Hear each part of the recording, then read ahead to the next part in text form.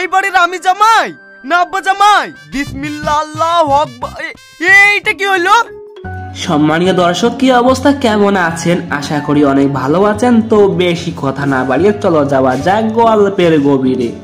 জামাইয়ের বিচার এই নাটকের শুরুতেই দেখা যায় শফিক এই প্রথমবার শ্বশুর বাড়ি গেলে সে অনেক লজ্জা পেয়ে তার শ্বশুর ও শাশুড়িকে ধাক্কা দিয়ে মাটিতে ফেলে দিয়ে সে ঘরে যায়।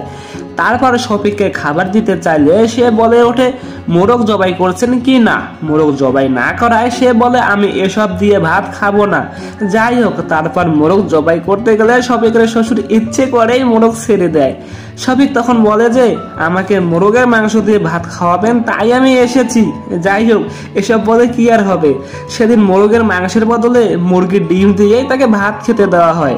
তারপরের দিনে মোরগ জবাই করার জন্য মোরগ ডালি দিয়ে ঢেকে রাখে।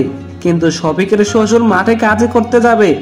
মাঠে কাজ করতে গেলে ডালির দরকার। সে ডালি নিতে গেলে মোরগ এক দৌড়ে পালিয়ে যায়।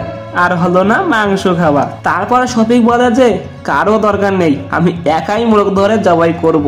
মোরগ ধরতে গিয়ে শফিক তার শাশুড়ির পা ভেঙে ফেলে। তারপরে শফিকের বিচার করলে গ্রামের মোড়ক বিচারের রায় দেয় যে শফিকের শাশুড়ি যাবে শফিকের বাবার সাথে, আর শফিকের মা যাবে শফিকের শ্বশুরের সাথে। এই কেমন বিচার ভাই রে ভাই! জামাই ওর মাকে দি যাক আর এই মাকে ওলি যাক।